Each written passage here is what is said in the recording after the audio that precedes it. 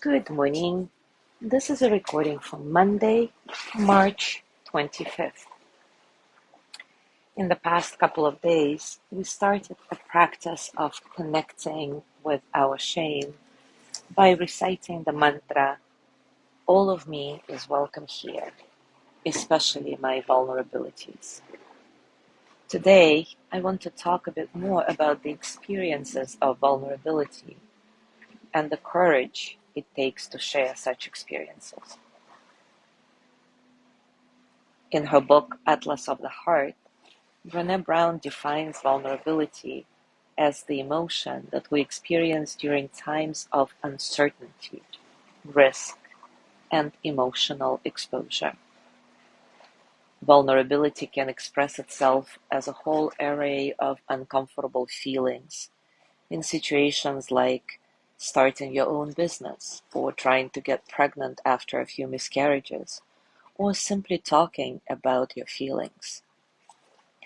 Brené Brown adds, while these are uncomfortable and difficult experiences, there is absolutely no evidence that they are indicators of weakness.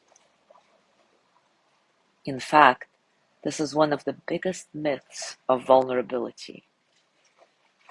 Unfortunately, though, the research shows that most of us were raised to believe that being vulnerable means being weak. And this sets us up for an unresolvable tension because we were also raised to be brave. Interestingly, the word courage stems from the Latin root cor, which means heart. In one of its earliest forms, the word courage meant to speak one's mind by telling all one's heart. To speak one's mind by telling all one's heart. Over time, however, this definition has changed. And today, we typically associate courage with some heroic, brave deeds. This new definition fails to recognize the inner strength and level of commitment required for us to actually speak honestly and openly about who we are and about our experiences, good and bad. Brené Brown says, speaking from our hearts is what I think of as ordinary courage. And guess what? There is no courage without vulnerability. Courage requires the willingness to lean into uncertainty, risk, and emotional exposure. In a world where perfectionism, pleasing, and proving are used as armor to protect our egos and our feelings, it takes a lot of ordinary courage to show up and be all in when we cannot control the outcome. It also takes discipline and self-awareness to understand what to share and with whom. Vulnerability does not have to mean oversharing. It is sharing with people who have earned the right to hear our stories and our experiences. So the bottom line for today is this: vulnerability is not weakness. It's our greatest measure of courage. So now let's explore this together. As always, take a comfortable position and take a few moments to settle. Settle into your body, your heart, your mind. Settle into this moment, right here, right now.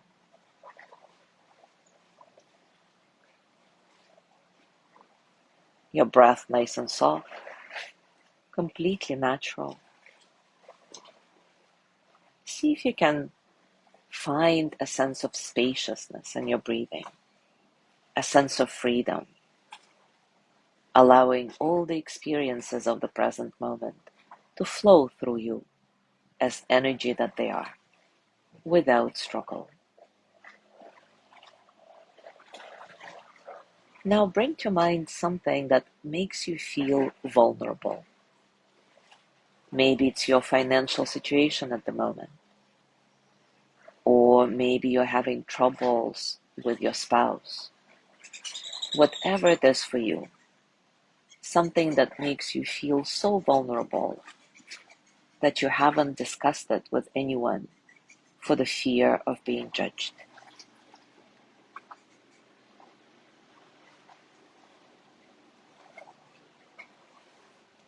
As you bring to mind all the details of this vulnerability, start noticing what happens in your body.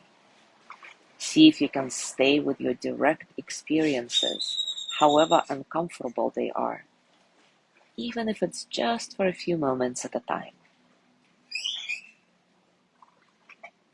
Take this exercise, approach this exercise as a scientist collecting the data that flows through your body and mind.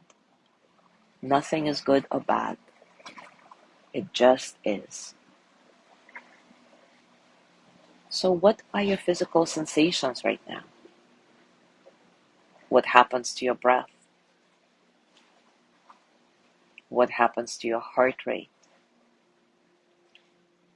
What area of your body seems to be the most vulnerable right now?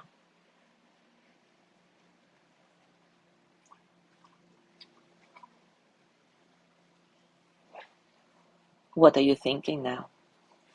Is there a certain embarrassment, shame, fear of judgment?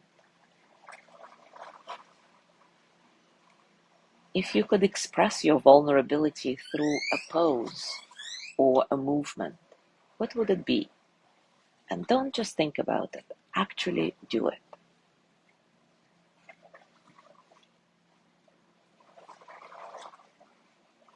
Remind yourself that vulnerability is not a weakness. Vulnerability requires a lot of courage to share an uncomfortable truth.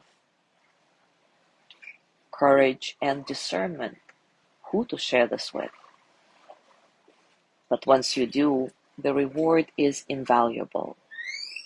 We all need a sounding board for our life problems.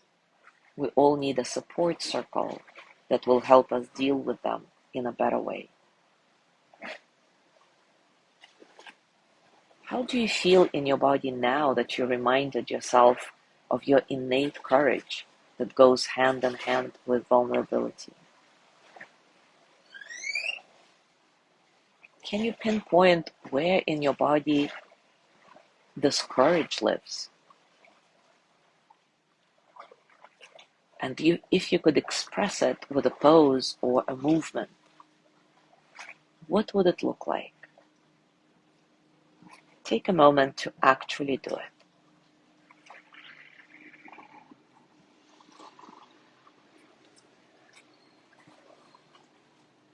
Now place your hands on your heart and send the energy of loving kindness to yourself. May I be filled with loving kindness. May I be well in body and mind. May I feel loved, cared for, at ease. May I know that I am enough. May I touch deep, natural peace.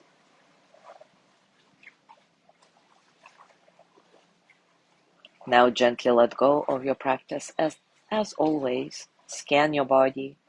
Notice what's going on for you right now, physically, emotionally, mentally. How are you, really?